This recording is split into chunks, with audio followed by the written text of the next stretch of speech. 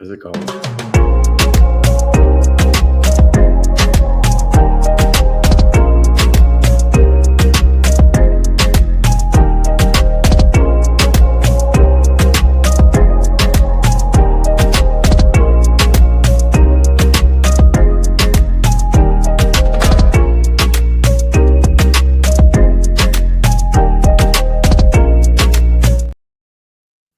Hey, what's going on? What's going on? What's up, everybody? Happy Monday.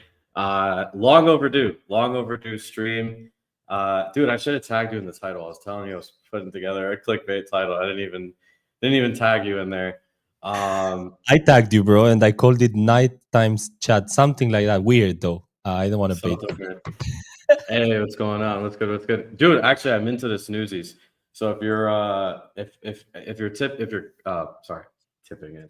If you guys are watching, if you guys are tuning in, I'm gonna give out a snoozies during this as well too. So make sure. You can't, bro. Huh? I'm sorry, you cannot, because they're non-transferable until it mints out. So yeah. Fuck. You guys are getting shit, so you're not sending that NFT, you're not selling that NFT, you're not doing anything with that NFT until it sells out, bro. I got people into a prison. Hey, I didn't even realize that because selling it is not even something I even thought of. I just minted one. I know it's been an active mint. It's been going on for a while. Actually, like one of the first things I wanted to like talk to you about, something I talk to everyone about when they get on here is like your story. I feel like a lot of people don't know. I feel like I don't even know your full story. Like kinda a little bit. I remember back in like the NFT days, obviously you were running stuff from the community builder side for a couple different projects. Like I just remember you've always had this this skill of like rallying people together, like getting everybody warmed up, which is a skill, dude. Not everybody can do that. Most founders can't even do that. So it's I don't know if anybody doesn't know who Chill Pill is. I guess like what who is Chill Pill? Like how long have you been in the crypto space? How did you end up here?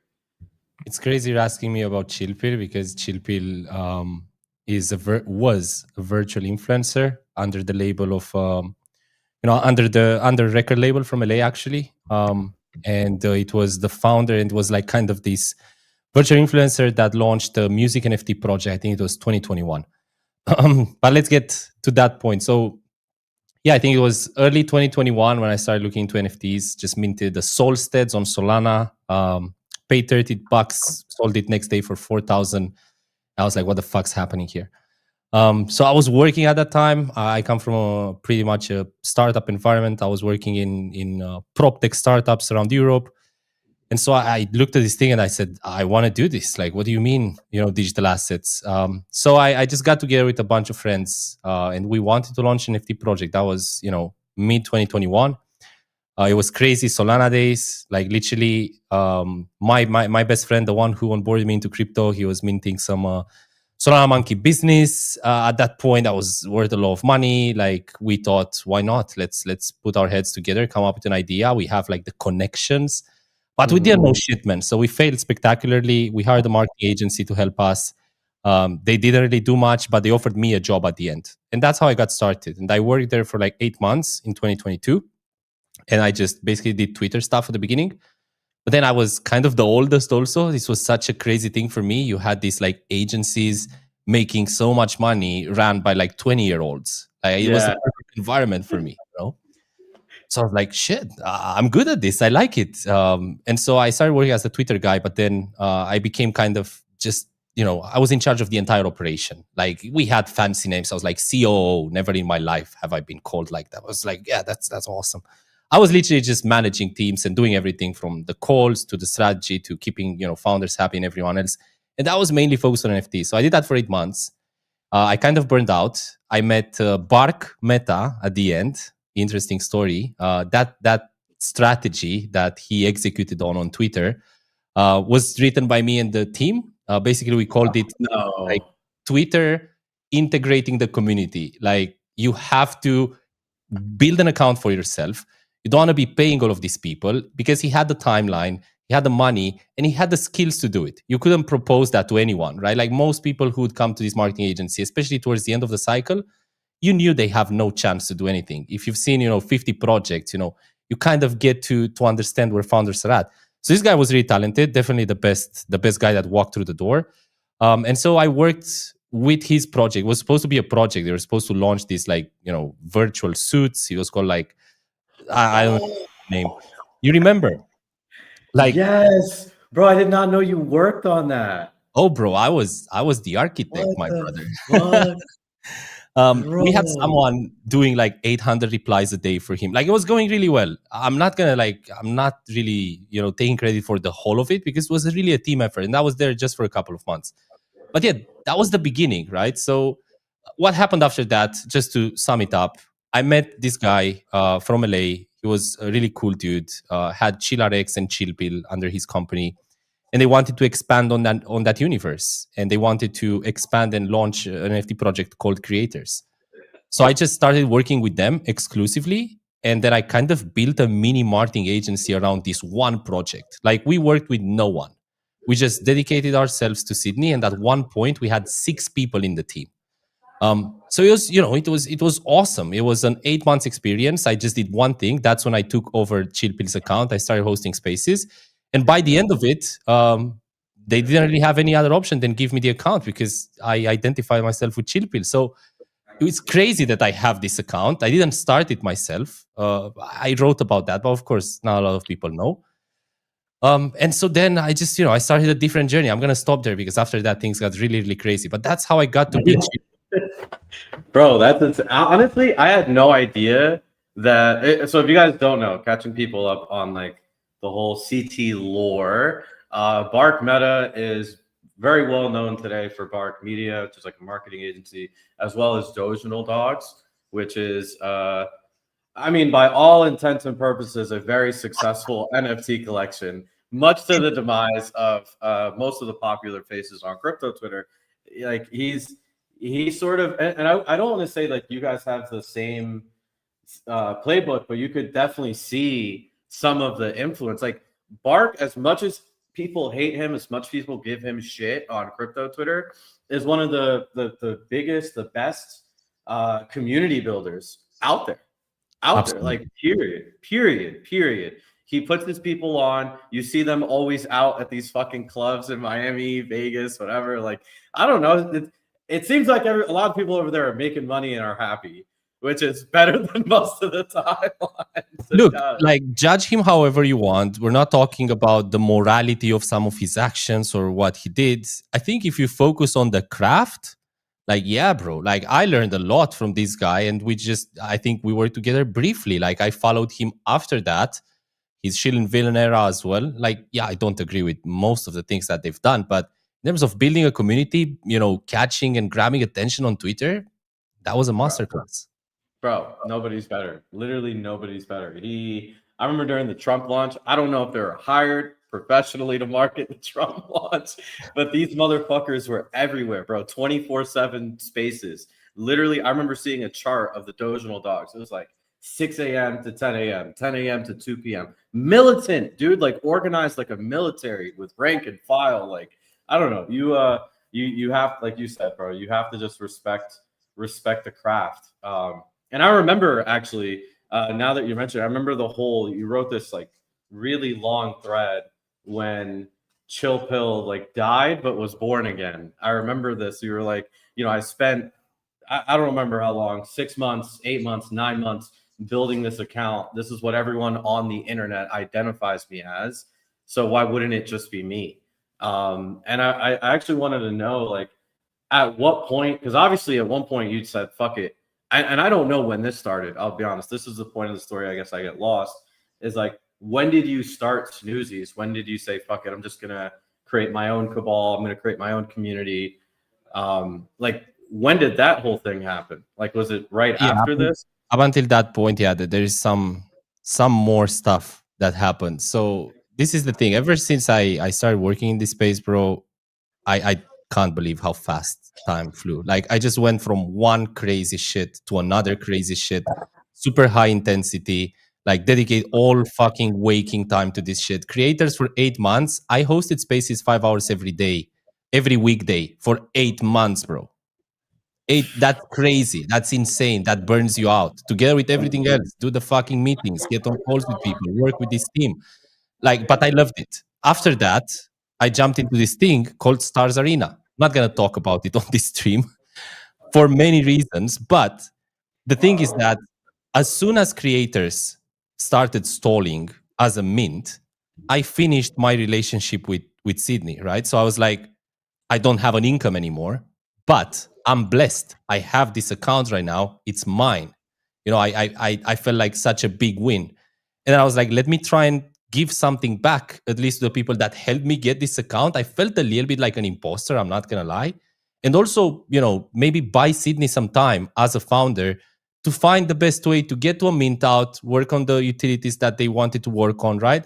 So I opened up my calendar to all holders, and I was taking like 3 or 4 hours every weekday calls with creators holders to try and just help them. If I would, you know, if I could help them myself, I would do that. If not, I would connect them with someone. It was basically just this call of like, all right, you're a holder. I want to meet you. What are you working on? How can I help you? And like one of those first calls was this guy called Hans from Austria. He was like such a loyal listener to the space. He had, you know, the NFT. He was wearing the PFP. And back in those days, Frentech was really popular. There was nothing else. You know, big bear market, just Frentech. Everyone was going crazy. Yeah. And this guy's like, I built a better Frentech. You know, it's on AVAX. Like, this is what it is. I'm drowning. Like, I need help. You know, I'm just a builder. Like, can you help me with community, Twitter? You know, investors are calling me. They want to throw money into this thing. I was like, wow, that's a huge opportunity. So I talked with Sydney. I got on board with Stars Arena. I'm not going to bore you with the entire story, but it didn't finish well for me. We got hacked. You know, $2.7 million were missing. I took center stage. Hans, as the founder, left. It's a big story. I wrote an article about that. Nobody really didn't give a shit at that point. But that was my hardest moment, right? Like, it came crashing down. People needed to blame someone, and I was to blame for most of the incompetency, but not malicious, right? It did fall and crumble under my, let's say, leadership, but it was very circumstantial. So after that, I was depressed, literally. Like, I was made a meme. There is a meme coin on AVAX about me. It's called No Chill. They're really nice guys. That's how you? Yes, yeah, that's me. I mean, they had like their first logo was me in a wheelchair, bro. Literally, like that was their first logo. So like, I didn't know how to process that. It was the first time in my life I was under fire, like literally from many people, getting death threats as well. The platform was going down, TVL was going down. You know, I had a public like kind of war with Cook, not someone you want to go at war with on Twitter. It was too much. Yeah, I kind of felt into this depression. I adopted a dog. I spent 3 months just fucking smoking and watching TV and just tweeting here and there. 2024, I got back up. I was like, I need to get back. You know, I love doing this shit. I had a job briefly for Iris, actually. Pretty cool project. I met some amazing people. And I met this guy called Nick. He's the artist. He's the father of Snoozies. He's not just the creative director for Iris. He's a big brain doing all sorts of things for them. So he showed me his NFT collection that he was working on for a while. It was his personal project. The guy was waiting for his first kid. And we vibed. We both watch football. He's an Arsenal fan. I'm a Spurs fan. So we kind of give each other a hard time. And we talked about this. And I asked him, you know, after I stopped working for Iris and I want to do my own thing, I asked him, like, bro, I want to launch an NFT project. I want to build my own community. I've been doing this for others. I want to do it for me, something that I truly own, that I fully control. I want to do it my way, independently. Just, I want to build a community, and I think NFTs are the best tool to do that. So he, you know, he gave me his blessing. This is his art. He's not involved. He's just the artist, the creator. And that's how Snoozies came to be. Wow. Holy shit, bro. You're right. I didn't know a lot of that backstory. I didn't know you became public enemy number one at AVAX. That's fucking nuts, bro, to have a whole, and Kook is not someone you want to fuck with, at least on the CT side. I mean, we, you know, just because I don't want to, you know, expand on that, but you should know this. It was so crazy because we actually fell into this situation, right, with a guy in his bedroom who built this shit. and it was making a lot of money, and then people wanted to throw a lot more money at it and investors, and we just like kind of happened to be there, myself, Cook, Chiva, everyone else. So we had to like organize ourselves, become a real company. And I actually got to meet them in real life. They came to Romania. We met physically, everyone in the team. We had a real company, and we were one step from raising funds and become a real fucking business. So crazy stuff. But yeah, this is what happens in crypto, bro. That's what I want to say. Like, it's so crazy. Sometimes you have all of these VC funded projects and real business, but sometimes you have this crazy shit that starts from a crazy guy and gets a lot of crypto people involved. It never turns out well, and it didn't with us. But a part of us loves that chaos, right? Like, that's a part of what makes this space special, is that anything could fucking happen at any given point in time. You have no idea what's coming next. The most bullish thing will turn into the most bearish thing. The most bearish thing will turn out to be the most bullish thing. And I think something you brought up a good point is that and this is just life in general, when like fucked up shit happens, I feel like there's a lot more upside that you don't even realize until after the fact. I'd like to say like some of the worst things that have ever happened to me have actually turned out, when I look back, I'm like, oh shit, like I was blessed, bro. Like I got out of that shitty situation, or that forced me to evolve or level up or think about this thing differently. Like it's really hard, especially when you take losses as lessons, then there's nothing but ammo that you're building from that. Yeah. Hard to see it in the moment. You're so right, but so hard to see it in the moment. So yeah, like hearing you say that right now makes sense, but it's rough, man. Like when you think you've lost everything, reputation, I got what I forgot to mention as well is after Stars Arena immediately, I got fired from creators, even though they weren't paying me or anything. They just kind of made a tweet saying, they don't want to have anything to do with me anymore. So the community that put me there was distancing themselves from me because there was so much noise. They didn't really know if I did something or not. People were accusing me of fucking rugging and taking their money and leaving. I was also broke. I was also under the threat of being sued. And I also had this company on my name in my country that was now stuck with these people who wanted to fucking hurt me. So it's hard.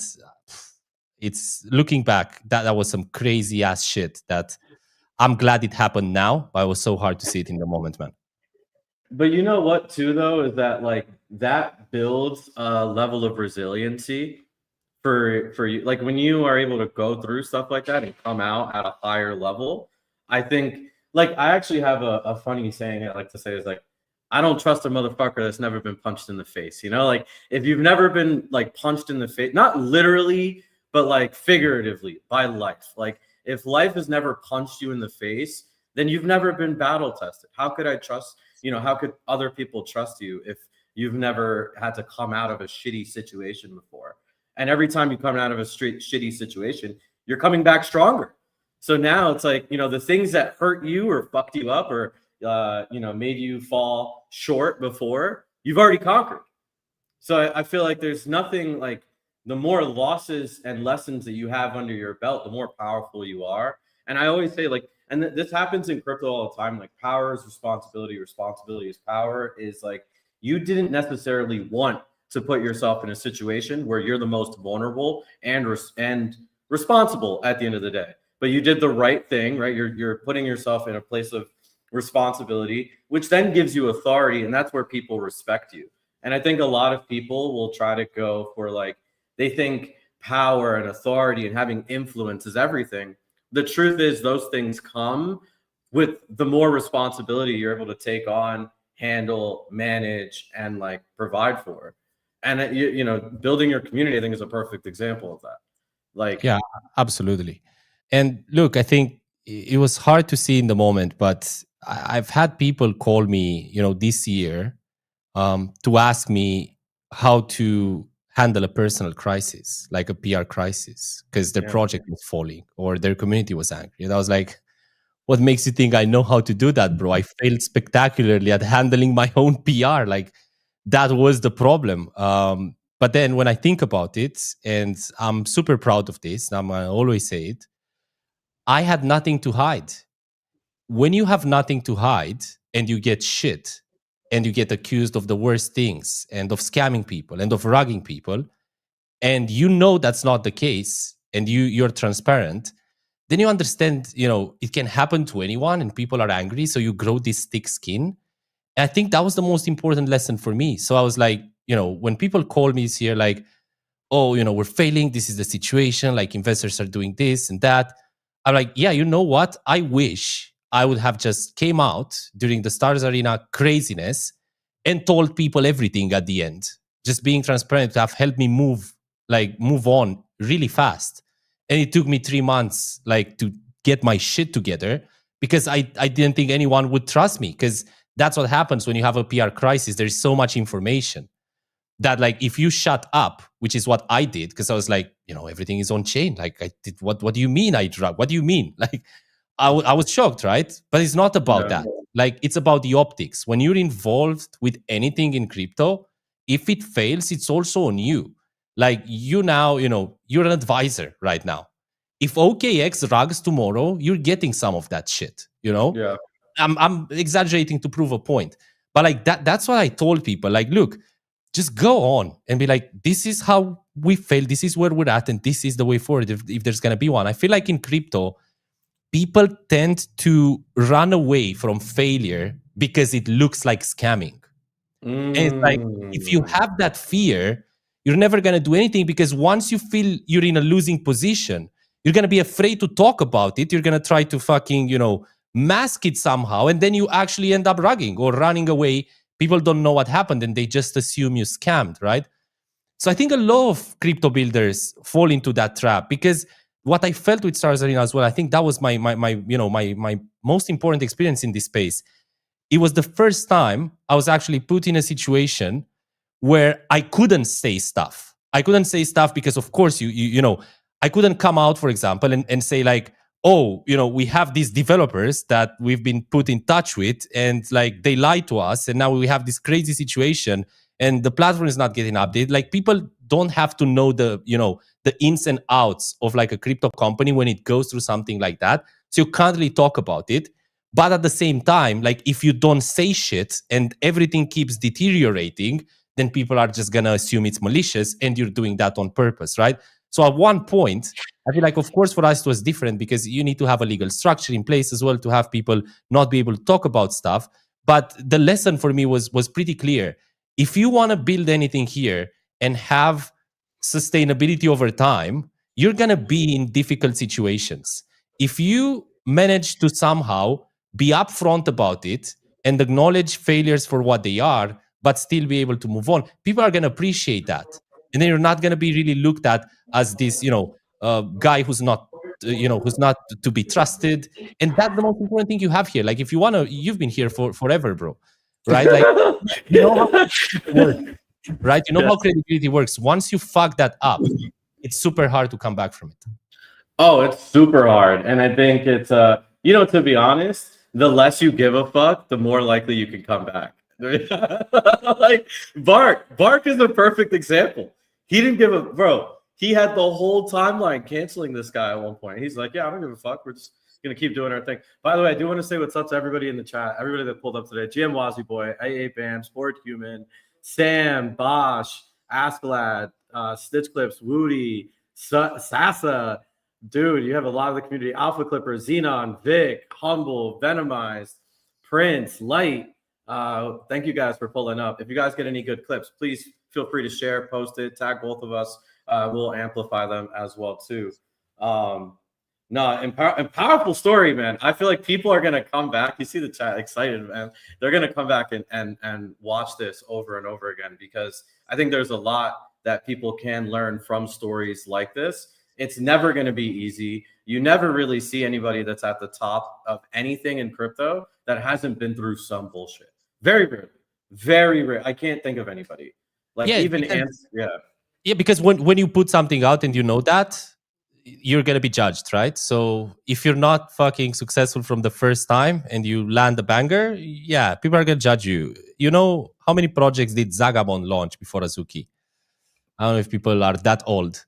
They might not know. A couple. I mean, how many did Luca launch before Pudgy? I'm not saying shit, but Yeah, right. Like, and this is the crazy thing in crypto. Once you have a big win as a builder and people make money, they forget everything, bro. You're the fucking goat, literally.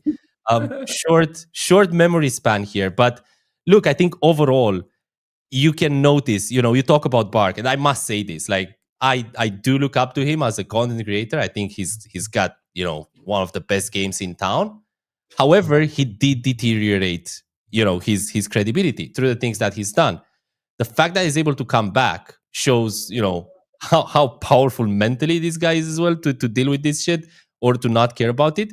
But you can definitely see like moments when people deteriorate their credibility, like even CT cred sometimes over time it gets corrected, right? And you see that, like people who are able. Look, I talk a lot about Thread Guy, bro. Like the fact that I've seen this guy go from just being that NFT head to doing these spaces with these guys and turning away money at first and really monetize in such a different way was such a big lesson to me.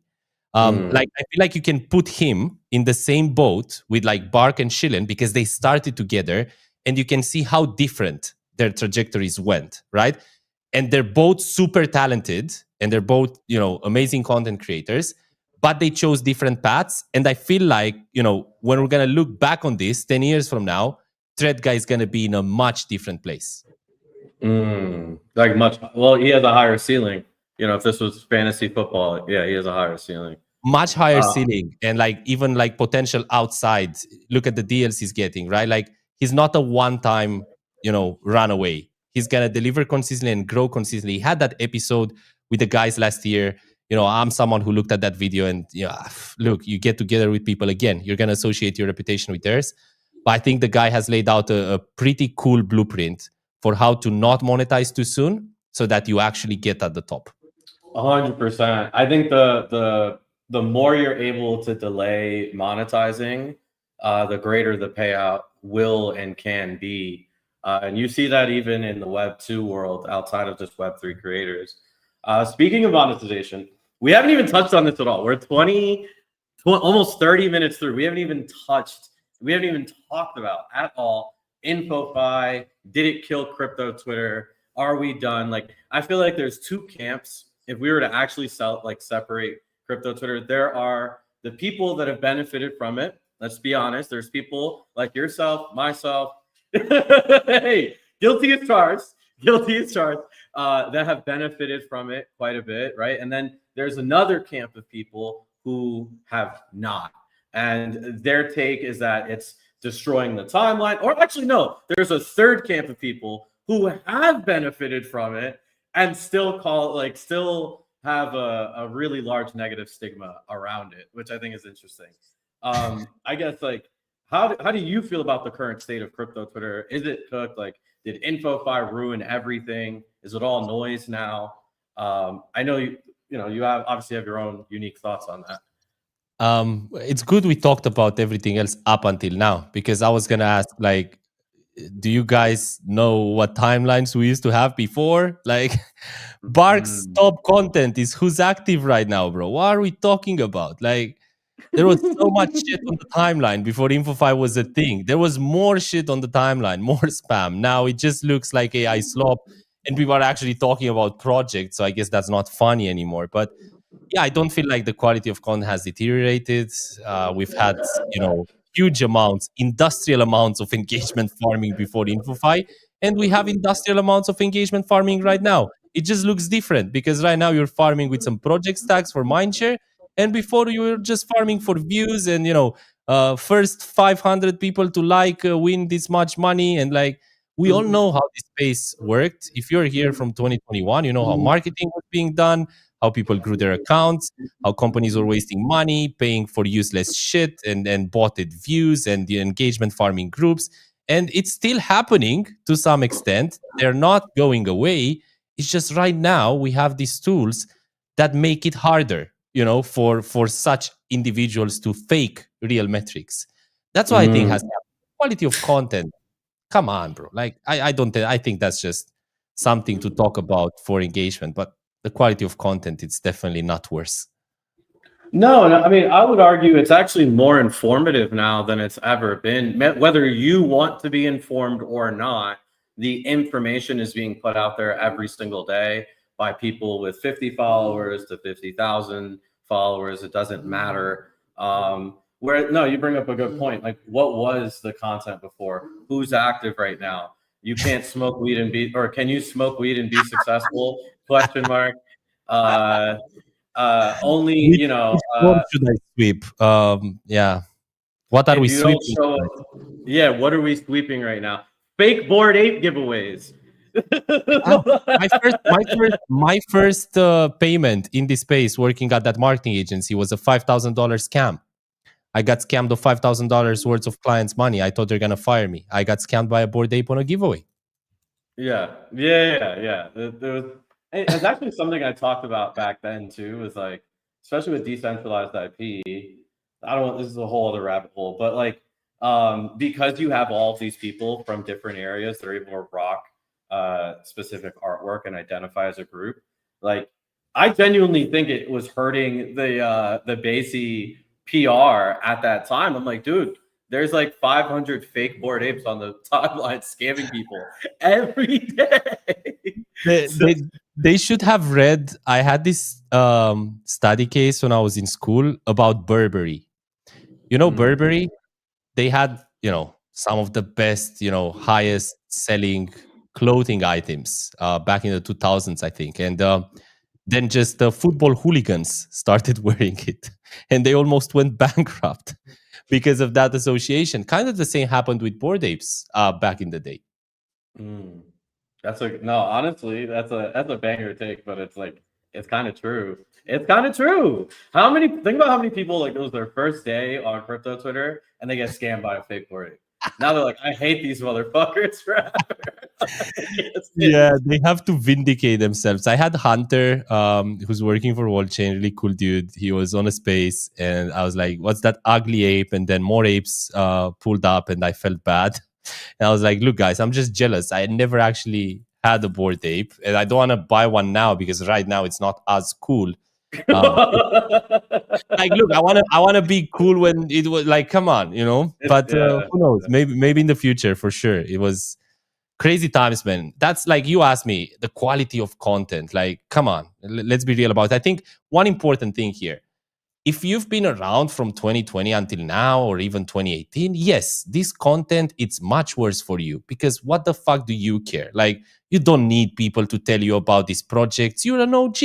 You know everything. Like, of course, this is slop to you. I can see that argument. I can see how people who are just consuming Twitter content were, bigger fans of who's active right now, or shit posting, or just, that type of stuff. And right now, they think this is boring. But you touch base on something really important. For people who step foot into this space today, this timeline is much better than what we've had before. Well, they could actually get educated and informed. And that's my thesis behind informative and educational style content. It's because I believe if we think the crypto industry as an industry is going to 10 to 20x in the next 5 years, I don't think that's going to happen. Sorry, it's not going to happen through meme coins. It's not going to happen alone through NFTs. It's not going to happen through prediction markets or gambling sites. I'm sorry, I don't think so. I think it'll happen by more people finding lower risk opportunities to get their feet wet. In the same way we see, and people like to shit on them, crypto participants from the developing world, right? And they're going out, they're part of these campaigns. They might, tweet fucking 5,000 times and maybe get a $500 to $1,000 payout. To someone in the Western hemisphere, that's nothing. That's very little money. But I don't even want to say that, because that's not even true. I just think that regular everyday people, a single mom, a nurse, construction worker dad. They don't know about all of these other avenues of getting involved in crypto. The only thing that they know are meme coins. They know about the macros. They think it's too late to get involved with the macros, and they think everything's a scam. So it's like, if everybody thinks that crypto, like from outside, thinks it's a scam, how do we get them involved where they're likely not going to get scammed? Because even if it was an InfoFi scam, like if you spend a lot of time on a campaign, whatever, the payout is not what you think it is, you learned something and you grew your crypto Twitter account, which is like more valuable than the actual money or payout you would have gotten anyways. So I think it's the most viable path of growing the space, which is why InfoFi creators are seeing the types of engagement and community building that they are. Yeah, I mean, I don't know. I think it's the most viable path. Look, it's also when you look at the content, crypto content that makes it outside of CT. Have you seen that? Like, have you seen what crypto content has gravity outside of this platform? It's, you know, gambling stuff. It's look at me and how much money I've made. It's Instagrammable. It's stuff like that. So how do you take InfoFi outside of CT? Because that would be a huge benefit if you ask me. Yes, AI slop in the form that we see it right now on CT, in my opinion, is making a bigger service to this industry if it gets outside than the content we're seeing right now from these influencers telling you how they made $1 million in 2 days, and you know, the clickbaity titles, and look at how much money I have and I'm in a jet right now. I get that you need to be appealing to people, like, you know, you need hooks, but I think there is no substance to crypto content outside of Twitter right now. I think Twitter is the only social media platform where you can actually, you know, get valuable crypto content. How do we take this outside? Because I'm excited about that, bro. I think this perception that people have about crypto, it's mainly due to the fact that there hasn't really been, you know, a move for the content we see right now outside. And it's hard, right? Like when you look at how YouTube works, how Instagram works, it's not text-based, not so conversational. So it's going to be hard for crypto content outside of this platform to look the same. But what we have right now is not it, in my opinion. I think InfoFi is going to play a big role because they're going to expand. And guess what? Once that happens, you're going to have creators here try to monetize there and other creators there trying to monetize as well. So I'm excited about this perspective. I think once InfoFi platforms are going to expand outside of Twitter, we're going to see this ecosystem through a different lens. You know, and I actually thought the same thing. I mean, I still think the same thing. And it was a few months ago. We never got a fucking update from this. Kaido announced that they were going to be integrating TikTok, right? Like, didn't they say they were going to integrate TikTok and Instagram like 6 months ago?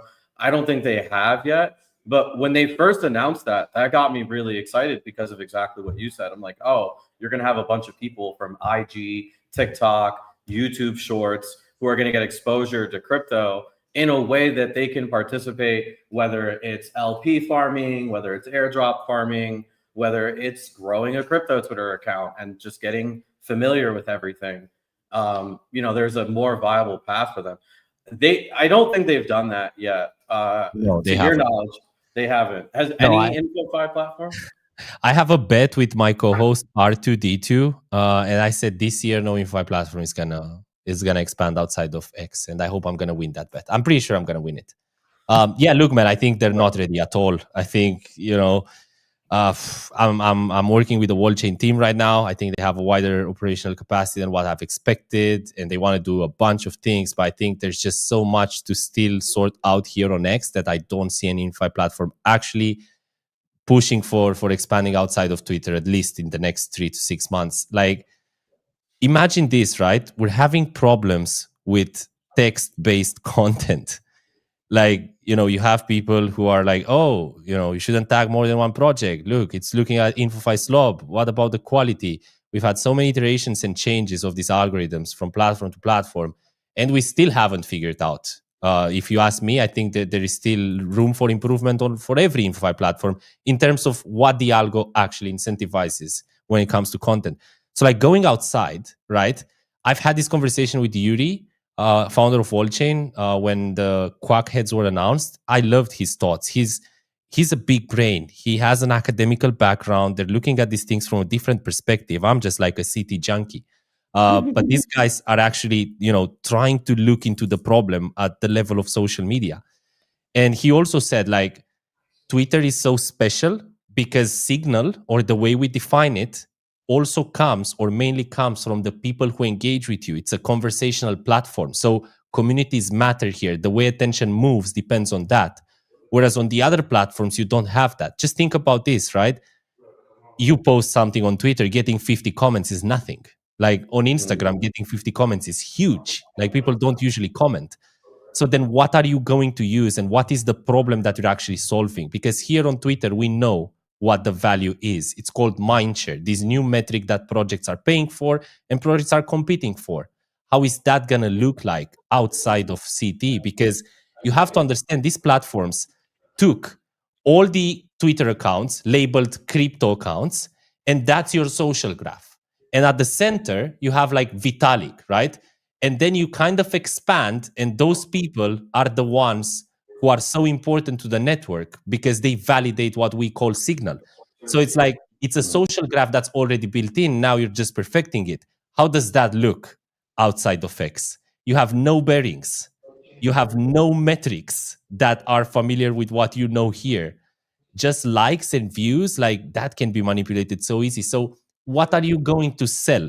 Businesses? Because in crypto, we know what projects are for, but let's think about fucking Tinder or McDonald's or Coca-Cola. Are they ever going to run an InfoFi campaign? Because they use social media to run marketing campaigns, right? So InfoFi platforms are solving this problem for Web3 projects. Is there a problem to solve for Web2 businesses? And I think they still haven't answered that question. So I think until that question is answered, there is no chance we're going to see any of these InfoFi platforms take a step. No, that makes a lot. And also just like the pure like technicalities of it, like you now have to process tens of thousands of hours, maybe hundreds, I don't even know, like a lot of data, a lot of video data, obviously have AI analyze the transcript of that, the potentially even the video quality itself. Like there's so many metrics that are like almost impossible to like truly like define and look at for video platforms. But I do think as a result, there's probably a massive opportunity. There's a massive gap to fill in those areas. Because as you were saying, a lot of like if you were to take a social graph of crypto on Instagram, TikTok, and like YouTube Shorts, the highest performers are probably selling alpha groups, meme coin trading courses, perps dexes, right? It's all like literally the most dangerous, volatile stuff. So like, of course, we don't have normies coming in mass if they're just getting fucking rinsed. Exactly. And look, like, how does a social graph for crypto accounts look like outside of Twitter? That's crazy. I want a crypto, content leaderboard on YouTube. See this, like, if you think that X has a botting problem, look at the others as well. There is a botting problem everywhere. The problem of AI slop is everywhere as well. So like, I'm curious. I'm actually passionate about this. I hope that, I'm going to get to speak with the Wallchain team at one point about this. Because like, again, crypto content wise, yes, if you have the same businesses maybe looking to use InfoFi tools, but on Instagram or on TikTok, that's fine. But my question is like, can you get Web2 businesses using it? Is there any value in something similar for Web2 businesses? How are their marketing campaigns? How are those looking like? Because how much money goes into that, right? They're paying Facebook ads, they're paying Instagram ads. Like, the paid ads model does not work here. This is a better one, even direct marketing or KOL marketing. Why not outside of this space too? That's what I'm thinking about,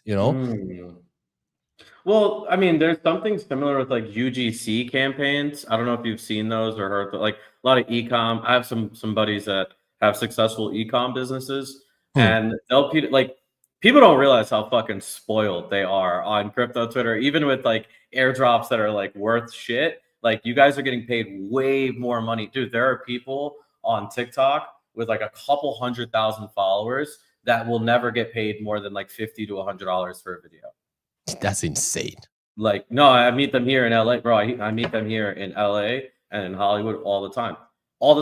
And they ask me, bro, how do I get tapped in with crypto? Put me on a crypto. Like, and these are people with millions of followers where I'm like, dude, I should be asking you to put me on, dude. What the, like, this makes no sense. They're making no money, bro. Web2 creators are broke. Like, listen, we're streaming on X right now. I have a daily stream on X almost. I looked at the ways I'm monetizing my stream and what I've built in the last 3 months. I'm looking at the absolute number of views and people, looking at the metrics.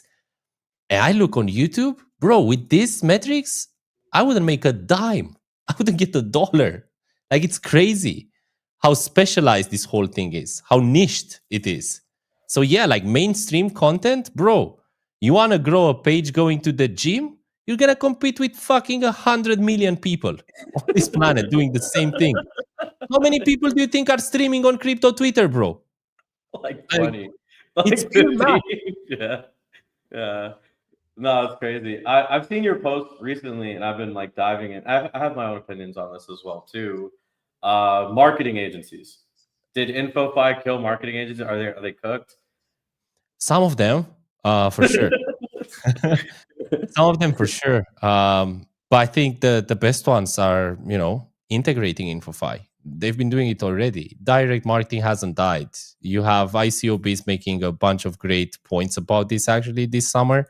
And it has come to be true. Like, top creators are getting direct deals as well. Marketing agencies work with InfoFi platforms. They use InfoFi platforms to find creators for their clients. You just have, there are different layers right now. And I think the only change that happened is that marketing agencies don't fully control the distribution right now. And you can see that it's painful, like for some it's painful, but yeah, they're going to learn to live with it because this is a tool. You can't just, you can demonize a tool or try to do it, but at one point it's a tool. Like, what happens, I keep thinking about this. InfoFi, BTC goes crazy. I don't want that to happen, but I'm just like, oh, everything dumps and people leave.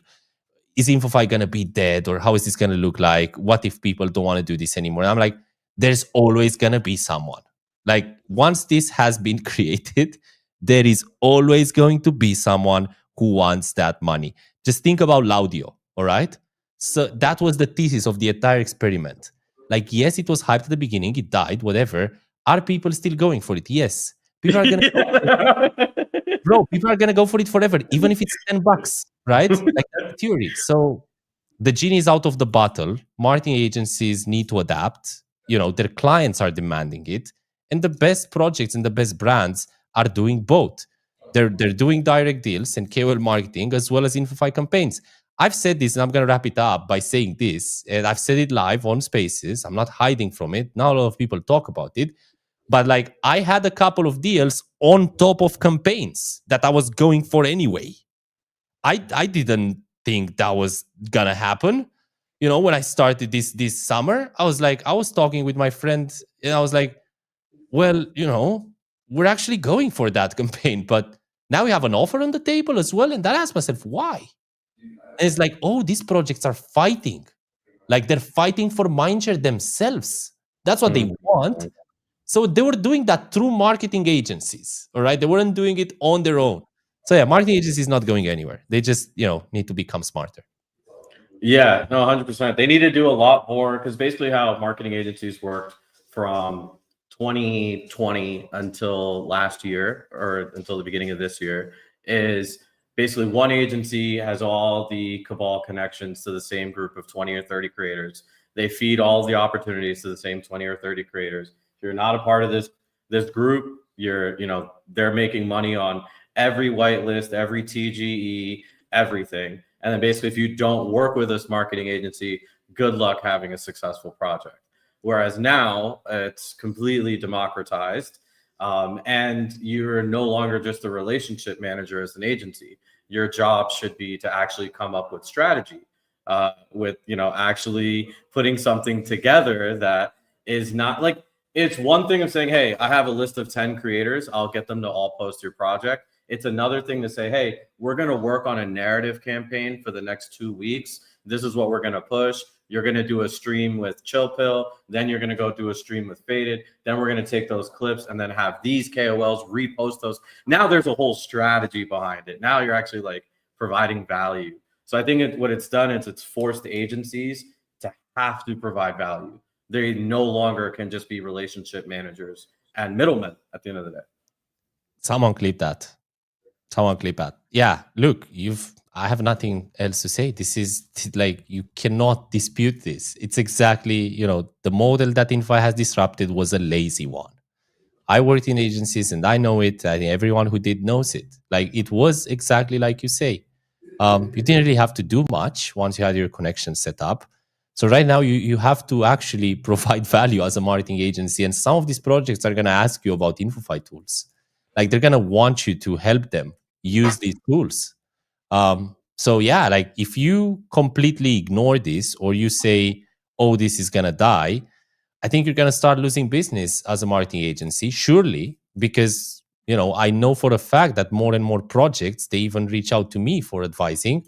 They don't know how to use the tools. They're like, all right, so what should we do? Because look, some projects, also allocated a bunch of money and they got bad sentiment. Like, these tools have been misused, abused as well. And marketing agencies should see the opportunity in educating customers about that, not trying to demonize the tool itself. Again, I think, it's a tool, so you can't fight it, bro. It's not a person, all right? It's a tool. I think you said it perfectly. I absolutely agree with that. All right, last question. I know it's late for you. Super last question here then. Unless you still have time, but we had this question in the chat earlier, and I want to make sure we get an answer on it. We haven't talked about Wallchain at all, but are there any upcoming Wallchain updates that people should be looking out for? When, TGE this year, next year, timelines. I know you can't say much, but like, whatever you can, give a teaser. Yeah. Yeah, I'm gonna disappoint everyone. I don't know anything. I don't know anything, and I don't want to know anything. Like, I'm with Wallchain right now. I'm so happy. It's our 3rd week. I'm happy that I can focus on the things that I believe will provide value to the team. I kind of removed myself from even competing on most leaderboards. I think, if you look at the campaigns I'm participating in, it's just 2, I think, in total. The reason I'm saying this is because I really appreciate the opportunity they gave me, and I want to be able to just make an impact. And I don't want to know about these things. I'm not asking them either. They're not really talking with me about, dates and like when that's going to happen, when the other one's going to happen. I don't even know when the reveal is going to happen. But I am really looking to, try and, let's say, come up with solutions for the problems that the Infy platform has, and help them that way. I'm sorry, guys. I don't have any alpha. Like, literally, I prefer not to know this. And even if I would know, they have me under NDA. So not much I can say. I do want to say something, though, which is not a spoiler, but it's just maybe giving some flowers to Yuri as a founder. He's really involved, which is surprising to me. And his open mind is always asking questions, and he's watching everyone. Like, I get this feeling that a lot of people in the Wallchain community feel like, he's not like always in the chat, but like, he's always in the chat, like everything that's happening. And even if you don't see it, like, the guy really takes to heart like community feedback. And I love that about him. And I think it's a super quality to have in an Infofy founder, because if you fail to recognize the perspective of the people who are making up your user base and basically making up your business, I think shit can go south pretty quick. So that's what I'm currently focused on at Wallchain right now, to make sure that I play a role for that not to happen. And TG wise, I mean, look, this is the journey, right? People asking about the utility of NFTs, and some of them asking why they're launching NFTs. This is not the first time a crypto company has gone through these stages, right? So you have to look at market conditions. You have to look at, the distance between some of these events, and you're going to be able to kind of answer yourself. As soon as they're going to have a date, I'm pretty sure they're going to push it out. Yeah, for sure. And I like the strategy. I think NFTs will always have a place for congregating communities. Snoozies is a perfect example of that. Doge and Old Dogs. Even, hey, the Bored Apes, there you still have thousands of people rocking apes that they completely round tripped over the last few years. Like that, hey, you want to say anything you can, that's belief right there. That's conviction. Like I actually respect those people a lot, to be honest. Bro, it's crazy. Like, I think they're gonna definitely have another run in terms of like, I think they're just gonna be perceived so differently 5 years from now, just because of that. Like, to have someone hold the JPEG to like $300,000 and then back to 5,000 or whatever, and still like be optimistic about what's happening with it. Yeah, that's peak community. Yeah, you can't buy that level of loyalty. You brought up a lot of things that I'm going to be thinking about and writing about over the next few days. And I hope the chat has had a really good time learning a lot of stuff too. Bro, thanks for having me. We didn't get to maybe speak about 20% of the things we want to speak on, but maybe we do this again. I invite you over whenever you want. Come over on my Bold Line stream. You don't have to be bald, all right? I know you have hair. It's fine. It's fine. If you're going to start losing hair though, all right, please do not go to Turkey. Do not take the trip of shame and just rock your baldness like a man. Damn. Okay. That's the alpha. That's the lasting alpha is embrace the baldness. Hey, yeah. I mean, might as well, right? Going full circle with everything you talked about, right? Like sometimes the, quote unquote bad things end up being good things, right? Absolutely. So thanks for having me. It was a real pleasure, bro. I hope we do this again. Much love to everyone in the chat as well. Fire. Thanks, Chopo. Hell yeah. Dope stream. Thanks. Ciao. What? Bro, that was awesome. That was really, really cool. Shout out to all of you guys. Alpha Moves by Chill. No, for sure, dude. Chill's been killing it. Hold on. Let me make sure he's fully. Yo, you have anything else? Do I have to end? Do I have to end? Never mind. I don't know if it's gonna end on his part, but cool. Yo, that was absolute banger stream. Nice stream. Yeah. Thanks, guys. Thanks, dude. We barely got into all the questions I had. We had a lot of good discussions though. Either way, I think he's been killing it with Waltering. There's definitely been a noticeable difference with everything that they have going on. I've been paying attention to only a couple different campaigns over there. Get my screen share up. What did we miss, chat? What did we miss? What did you guys want to learn that we didn't get to? Nice explanation, nice stream. Thanks, Anime Shorts. Thanks, Hammer Time. Shout out Space. I remember you from the Friend Tech days, Space. Been around for a while, but these are the projects. Limitless actually is one of the only projects that have ICO that's actually positive on the year. That's been really interesting.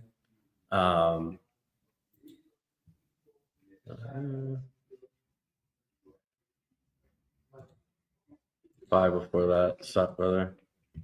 You know Mir? Who's Mir? I don't know who Mir is, Anime Shorts. Other one is Space. They're giving away $1 million in Space. Space is an NFT marketplace. I've actually known about this project for years now. They like the last year and a half, 2 years. But yeah, they're finally coming to market. They're looking to gamify NFTs again, try to bring some energy back into NFTs. Whether they are successful doing that or not, I don't know. We'll see. Clout Campaign is also very interesting as well too. Sorry, me. Yo, Anime Shorts, I need to know your actual CT name. I don't know your CT name. I couldn't tell you.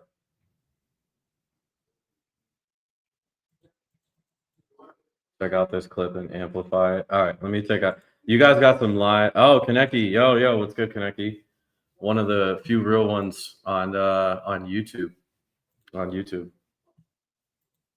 All right, let's watch this. Let me get the audio up. Actually, one sec. Let's get the audio. All right, Pete. Look, I talk a lot about Thread Guy, bro. Like, the fact that I've seen this guy go from, just being that NFT head, to doing these spaces with these guys and turning away money at first and really monetize in such a different way was such a big lesson to me. Like, I feel like you can put him in the same boat with like Bark and Shilin because they started together, and you can see how different their trajectories went, right? And they're both super talented, and they're both, you know, amazing content creators, but they chose different paths. And I feel like, you know, That was a good clip. That was a good clip. Judy, just going over some clips. I'm gonna go over some campaigns as well too. A couple different InfoFi campaigns I think might be interesting. This is a banger clip. Let me repost that. Been paying attention to Z. We still have the Z Thrust leaderboard. Did a campaign with Clips actually last week. We broke 3.1 million. Isn't that insane, guys? Broke 3.1 million impressions in less than a week. Doing Clipper payouts today. So I was going to do a Snoozies giveaway, but I guess we can't. They're non-transferable until it mints out. So another 60 mints, and maybe I'll do a giveaway for that. But yeah, I think those are the main things I'm paying attention to right now. Monad, I'm trying to get some more Monad projects here throughout the week. If you haven't yet, I sent in. Let me send you guys the Telegram. It's the Clipper Telegram. I'm keeping it open for now, but we'll eventually start to limit the access. So if you want to get in there, I'm going to put it right here, and I'm going to put it in the chat as well. So in this Telegram, I have clips, pre-made clips that you are more than welcome to use. And you could use those for different campaigns. I'll actually show you what that looks like. You have to join the TG link I just put in the chat. Second. So if I go to, edited short forms. Okay, cool. So it's this folder. In here, I have clips from Claynosaurs, which has the Zeek campaign live right now, right here. I have clips from Clipper Bootcamp with Drew. A lot of really, really good, valuable information there with everything that Drew shared with us regarding video editing. Have clips with Sixer Cricket. Have some clips with Fogo, which also has a campaign. Got a bunch of clips with Thrust and some Monad teams. Yeah, man, we got a lot of clips. And I'm basically providing this all to you guys for free. You guys can use them as you want. Tag me in it. Might amplify them, might not. Depends, how well your clip is doing. Cool. So yeah, join the TG chat. I already put that in there. What else we got going on today? Let's see what's good with the timeline.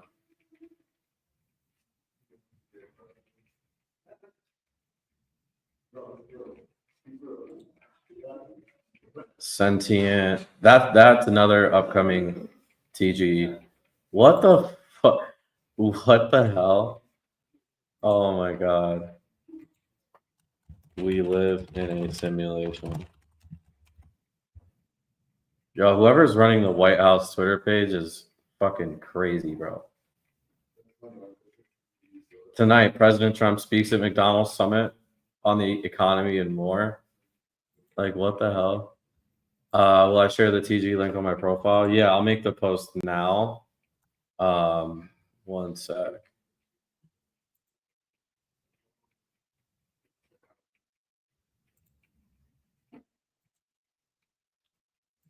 I'm gonna put it for subs only. So if anybody wasn't active in the chat, they're gonna have to figure out where to get this information from. I'm intentionally not keeping this group like super open because I'm trying to get the best of the best Clippers in there, and we're gonna be actively scraping it. So yeah, I just recently tweeted it as a sub tweet. So, and it's also in this chat as well too. So feel free to join in there. We also have a X group chat for all the Clippers as well too. These two chats got 3.1 million impressions. Absolutely insane. So if you guys want to be added to the chats, just comment, tag me, let me know.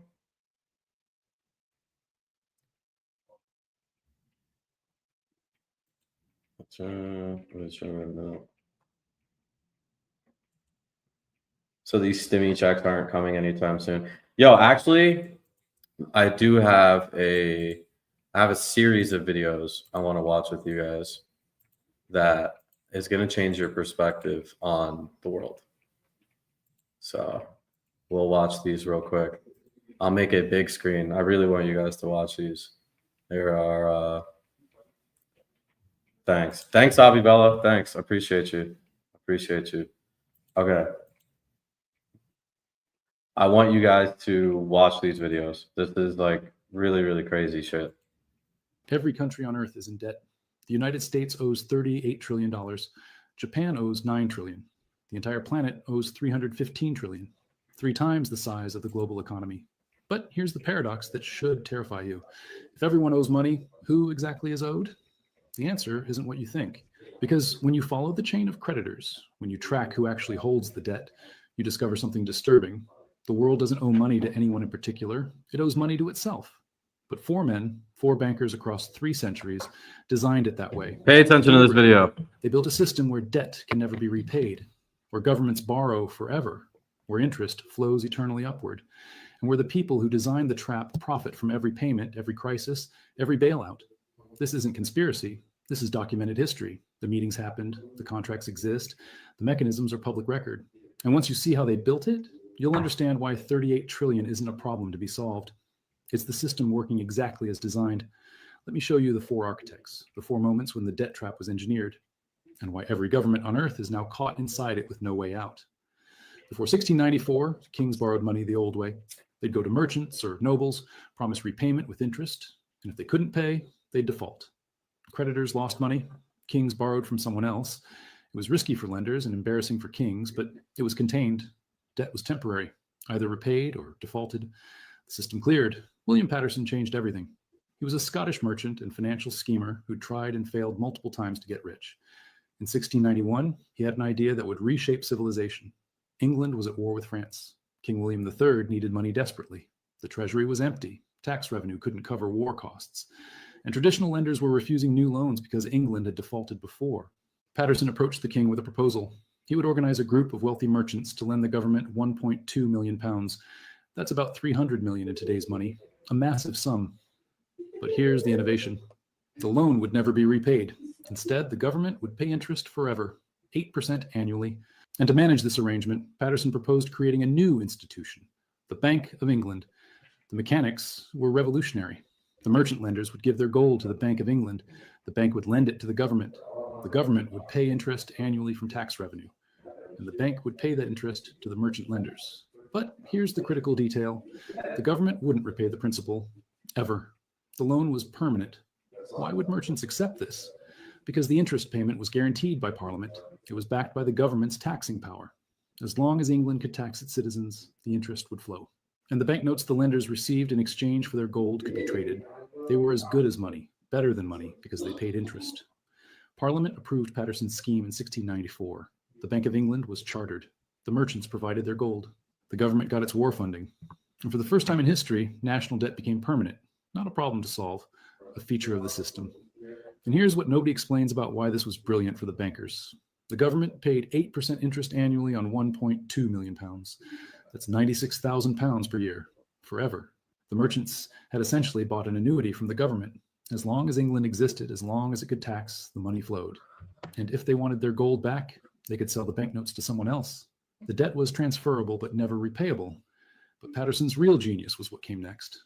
The Bank of England was given the right to issue banknotes backed by the government's debt. They could print paper money up to the value of the loan. This created money out of debt.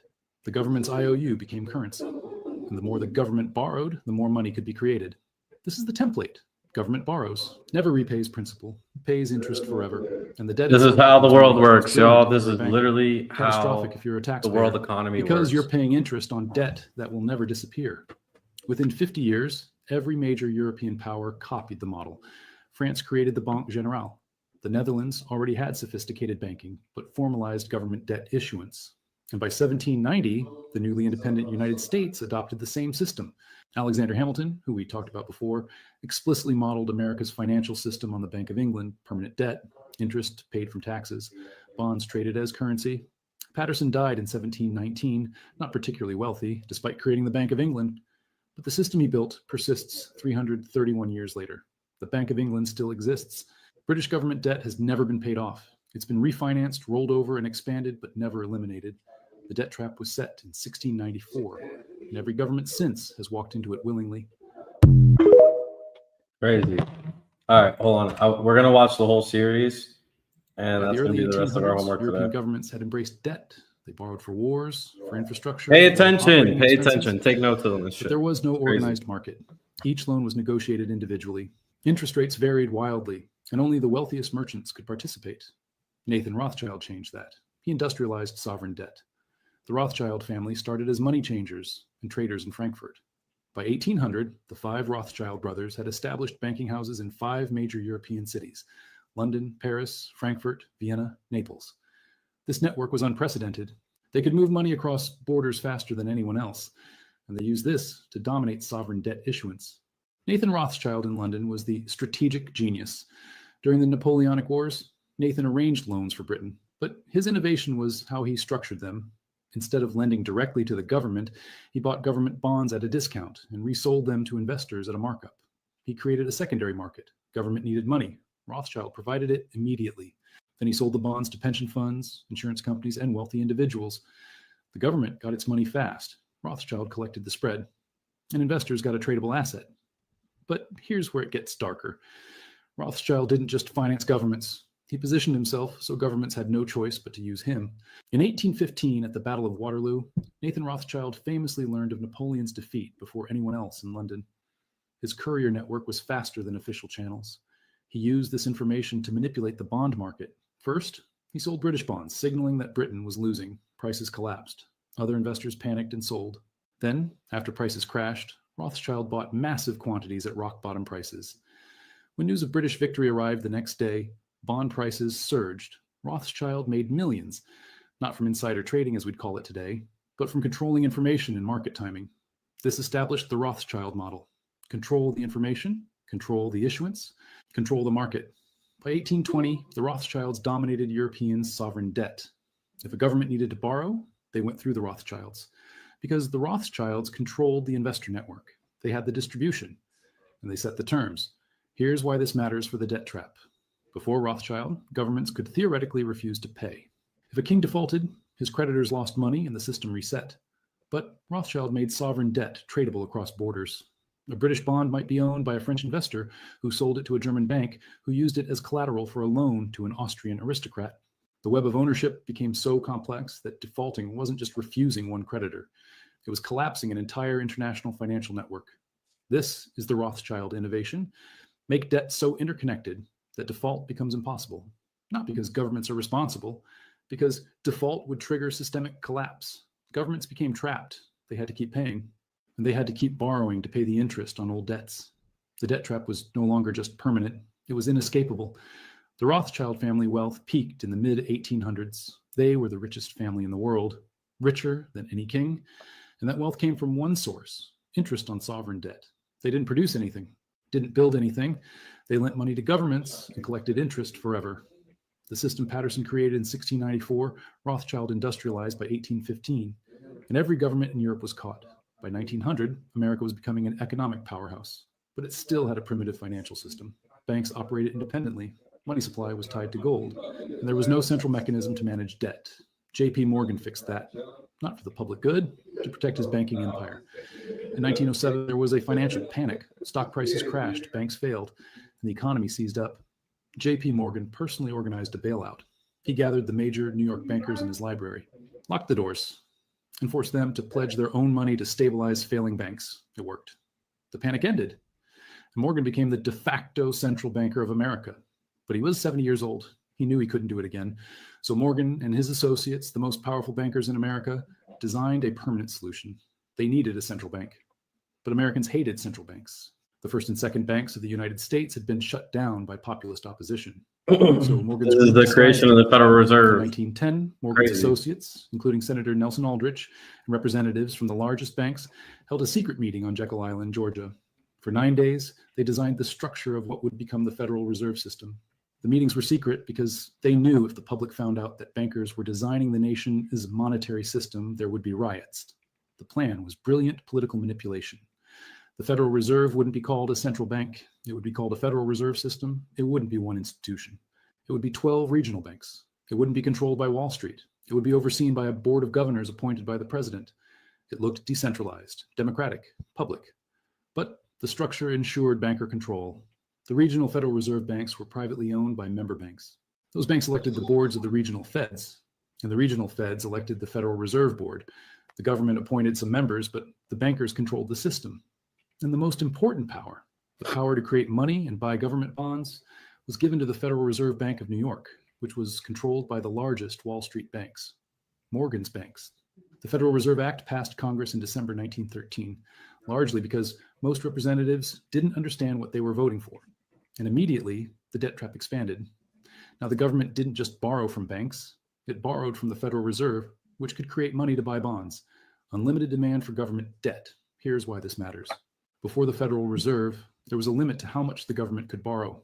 Banks only had so much money to lend, but the Federal Reserve could create money by purchasing government bonds.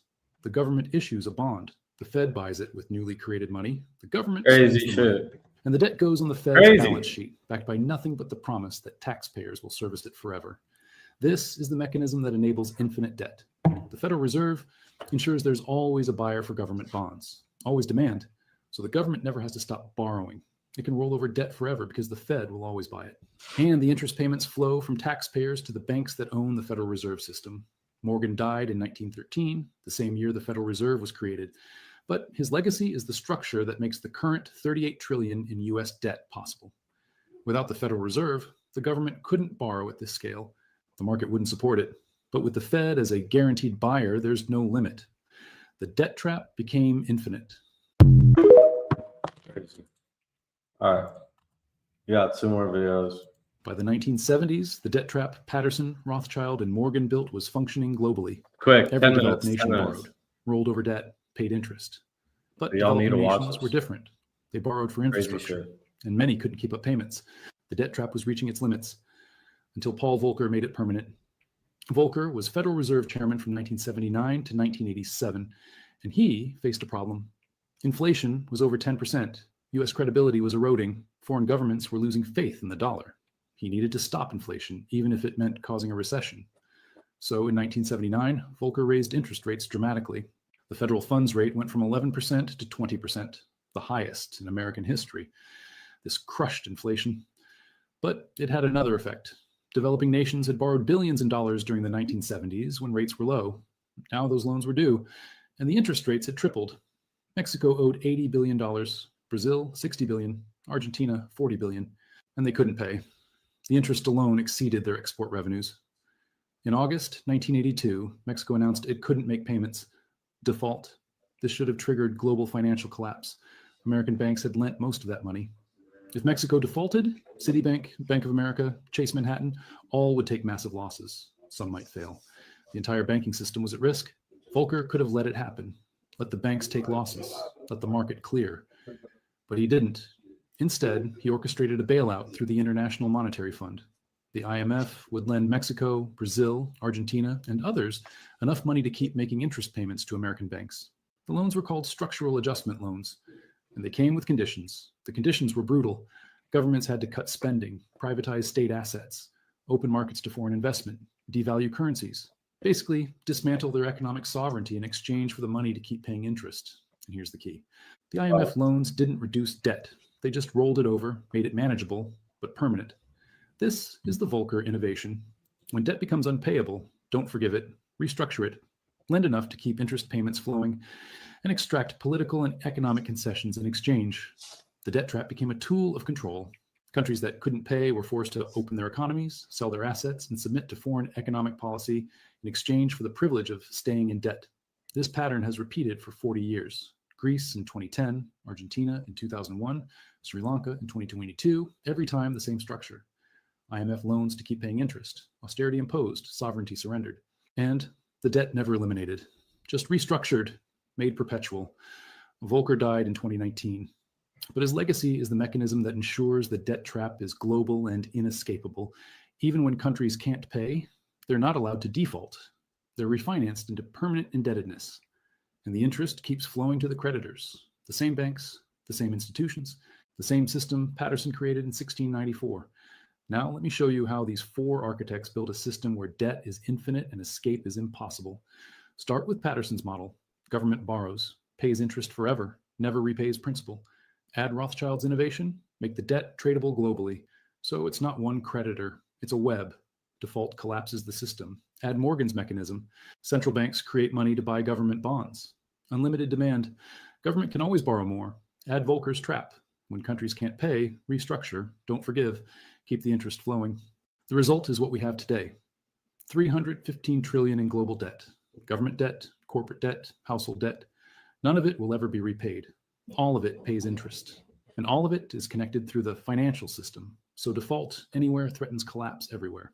Here's the specific mechanism. The US government issues 38 trillion in debt. Who owns it? About 20 trillion is owned by the American public. Pension funds, mutual funds, insurance companies, banks, and the Federal Reserve. These institutions buy treasury bonds because they're considered safe assets. But those bonds pay interest, about 1 trillion per year now. That interest comes from taxes, so taxpayers send money to the government. The government sends it to bondholders. The bondholders are mostly institutions owned by the wealthy. It's a transfer from workers to capital, every year, forever. The other 18 trillion is owed to the government itself. Social Security Trust Fund, Medicare Trust Fund. The government borrowed from these programs and spent the money. Now it owes itself, but ultimately, taxpayers owe. Because when Social Security needs to redeem those bonds, the government has to raise taxes or borrow more to pay. It's a shell game, but the interest flows regardless. Now scale it globally. Japan owes 9 trillion, mostly to Japanese institutions and the Bank of Japan. Europe owes 14 trillion, mostly to European banks and the ECB. China owes significant domestic debt held by state banks. Every country is running the same system, and they're all interconnected. Japan holds US treasuries. The US holds European bonds through the IMF. Europe holds developing nation debt through the World Bank. It's circular. Everyone owes everyone. And the interest flows upward to the institutions that manage the debt. Here's why this can never end. If the US paid off its 38 trillion, the money supply would collapse because dollars are created when the government borrows. If it paid off the debt, those dollars would disappear. Deflation, depression, economic collapse. So the government can never pay it off. It has to keep borrowing, keep rolling it over, and keep paying interest. The same is true globally. If every government paid off its debt, the global money supply would shrink by 2/3. There wouldn't be enough money to conduct trade. The system would seize. So debt can't be eliminated. It's structural, necessary, by design. And here's who profits: the institutions that hold the debt. BlackRock, Vanguard, State Street, Fidelity. These asset managers control tens of trillions. They buy government bonds with other people's money, pension funds, retirement accounts, insurance premiums, and they collect the interest, about 1 trillion per year from US debt alone, plus interest from Japan, Europe, everywhere. That trillion per year in interest payments flows from taxpayers to bondholders.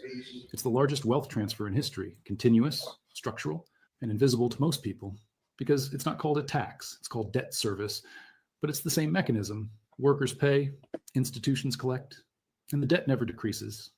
Now, here's the final piece.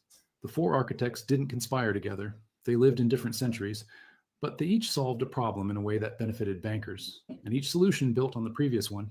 Patterson made debt permanent in 1694. Rothschild made it global in 1815. Morgan made it infinite in 1913. Volcker made it inescapable in 1982. Together, they built a system where governments borrow forever and pay interest eternally, and the people who control the bonds, who manage the debt, who collect the interest, they're the ultimate beneficiaries. Not governments, not taxpayers, the financial institutions. And here's the final truth. 38 trillion isn't a crisis for them. It's a business model. Every dollar of debt is an asset on someone's balance sheet. It pays interest. It provides collateral for more borrowing. And as long as confidence holds, as long as people believe the government will pay interest, even if it never repays principal, the system functions. The debt trap is complete. An escape isn't possible, not without collapsing the entire financial system. 4 architects, 3 centuries, 1 system. And everyone on earth is now caught inside it.